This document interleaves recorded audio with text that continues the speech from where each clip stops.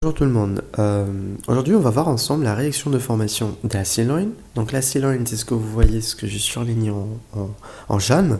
En fait, c'est un alpha-hydroxycétone. Donc en alpha du carbonyle, on a un groupement hydroxy. Pour pouvoir former l'acéloïne, en fait, on va faire réagir deux esters aliphatiques. Alors, ces esters aliphatiques vont réagir avec molten sodium, c'est-à-dire avec du sodium fondu. Donc fondu dans quoi? Dans du xylène chaud. Donc on va faire un montage à reflux. Et on va mettre dans une autre étape, on va mettre le TMSCl. Donc on va le faire à inert atmosphere, comment dire, sous atmosphère inerte. Et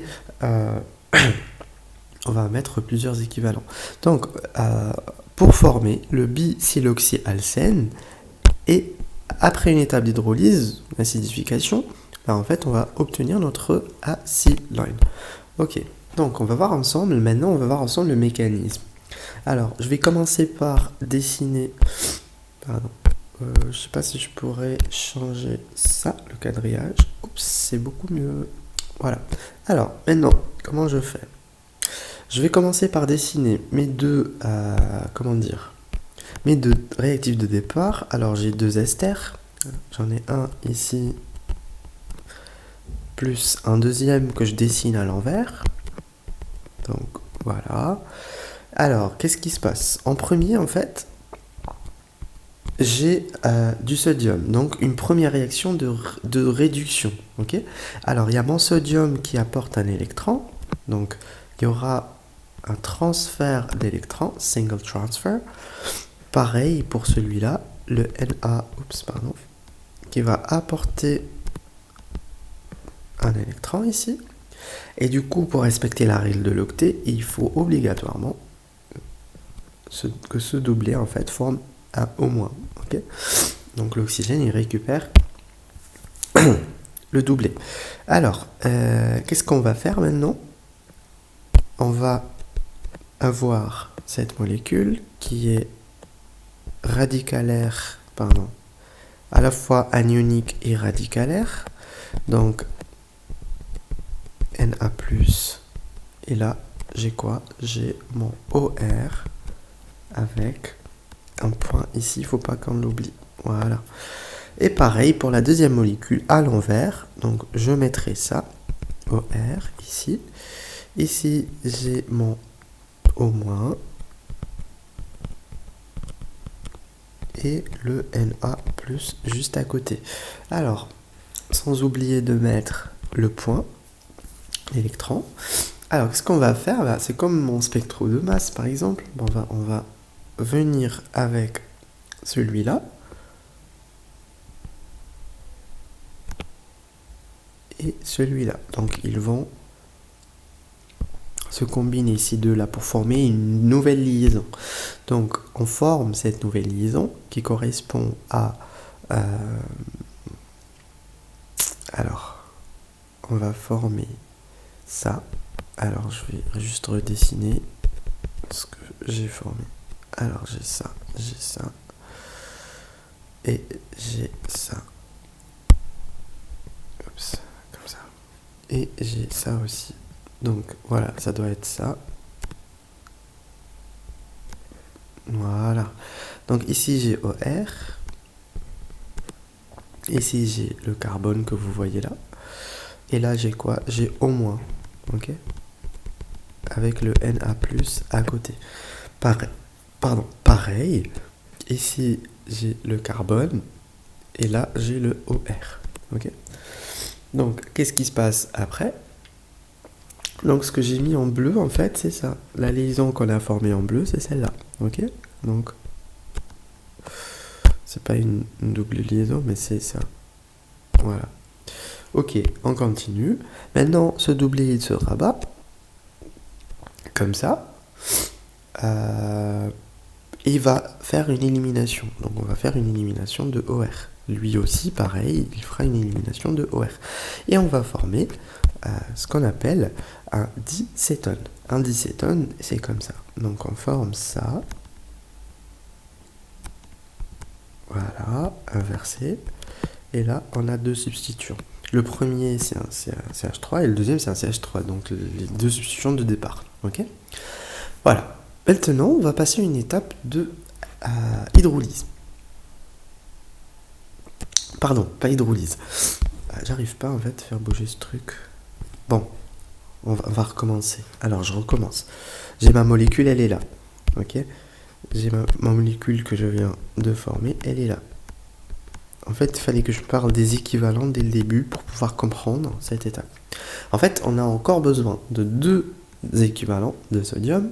Pourquoi? Pour venir et faire réagir avec le dicétone qu'on a formé. Donc le Na point, il va venir encore une fois réagir ici. Voilà. Pareil, le deuxième Na point. Donc en tout, on avait besoin de 4 équivalents de Na point. Ok? Pardon, de sodium, ce que je raconte. Voilà. Donc, dans ce cas-là, on reforme ça. Alors cette fois-ci, on reforme pareil, au moins. Comme ça, au moins. Bon, il y a le Na+, je ne vais pas l'écrire. Donc là, on a le CH3 et le CH3. Mais du coup... Alors, ouais, comme ça. Et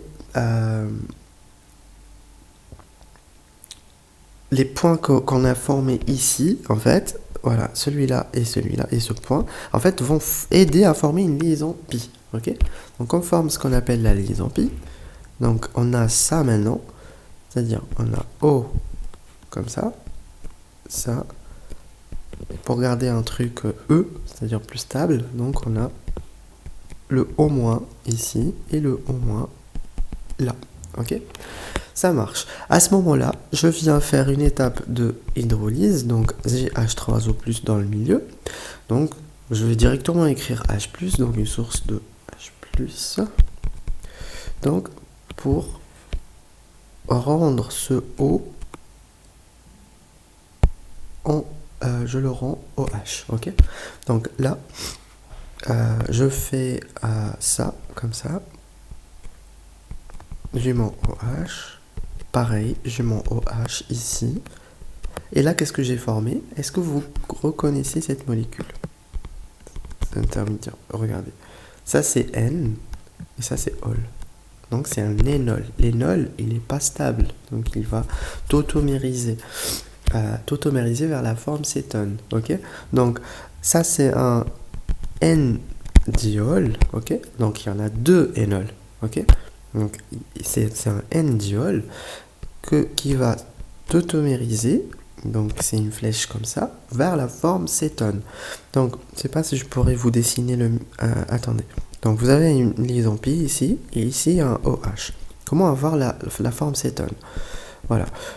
La forme cétone, en fait, c'est...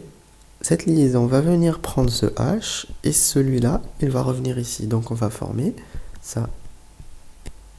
Maintenant, le H qu'on a pris, ce H qui est là, il va être là. C'est un H, ok? On ne le voit plus, donc liaison qui se transforme de pi en sigma. Et on a notre cétone de nouveau, ok? Voilà, c'est ça. Bon, j'efface ça.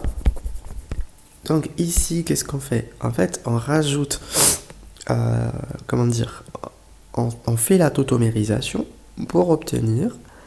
Donc il y en a un, donc les deux ils vont pas revenir en fait on va pas avoir deux cétones, on va avoir un des deux, donc une va aller chercher ce proton ou l'autre, et du coup ici on forme ce qu'on appelle, donc c'est à partir de la liaison qu'on bouge, on forme, il y en a un avec le OH, il reste comme ça, et l'autre c'est comme ça, attendez.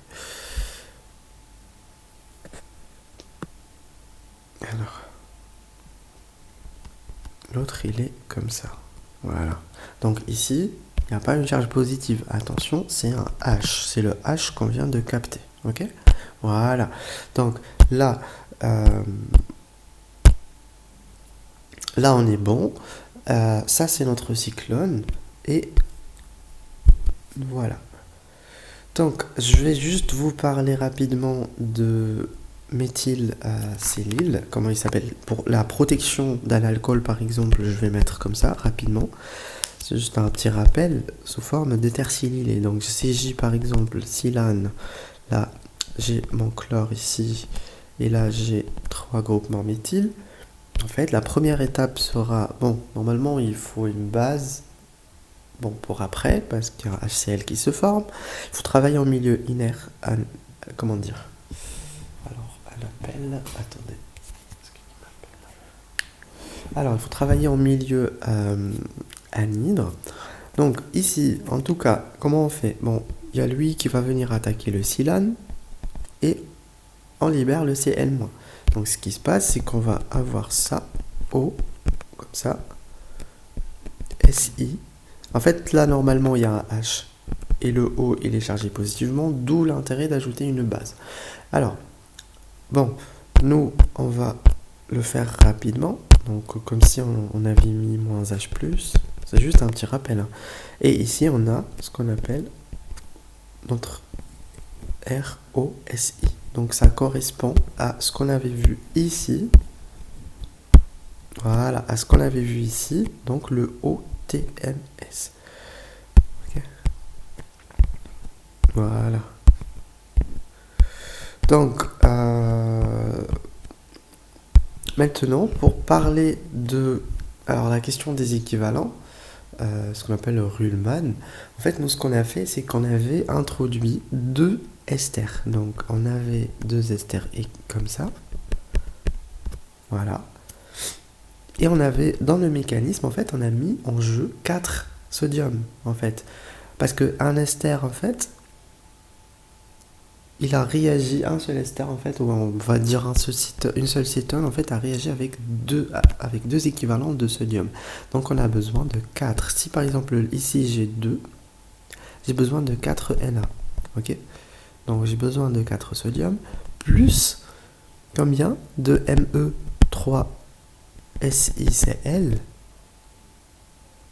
Donc là ça c'est le TMSCl, ok. Donc on a besoin de combien? Ben, on a besoin de 4 aussi. Pourquoi? Parce qu'en fait, comment dire, on met un excès. Donc là c'est un excès et on va récupérer 2 à la fin, ok. Donc ici on a mis un excès parce que normalement on a besoin juste de 2, on a besoin que de 2. Vous voyez là, il y a un OH ici, donc normalement 2 ça suffit. Mais nous, en fait, on a besoin on va mettre 4, et du coup, ça c'est la réaction, on va former ce qu'on appelle le R. Bon, on va pas dire R, on va dire c'est H3, comme tout à l'heure. Et on a ça, ça, ça et ça. Ici, on va former le O, SI, ME. Et là, pareil, ME3, O, SI, ME3. Ok? Voilà. Donc, on avait introduit 2 équivalents de SI, ME3. Donc, on a protégé 2 alcools. Et il va rester encore 2. Donc, c'est ce qu'on va écrire ici. Donc, on va mettre moins, voilà, 2 ME3, SiOR. Voilà. Et du coup, le Na, en fait, vous voyez là, le Na à la fin, il va rester sous forme de NaCl. Okay, donc le Cl qui vient de la part de TMSCl, ben en fait, il va trouver Na+ dans le milieu, et du coup, ils vont former le NaCl. Voilà. Après une étape de H+, c'est-à-dire d'acidification, donc en présence de H+, ben on reforme ce qu'on avait, notre cyclone. Okay, donc ça, en fait, ça évite de... Bon, je vais pas parler de ça, j'allais vous parler de Claisen et Dieckmann, mais je vais parler de ça juste après. Allez, c'est bon.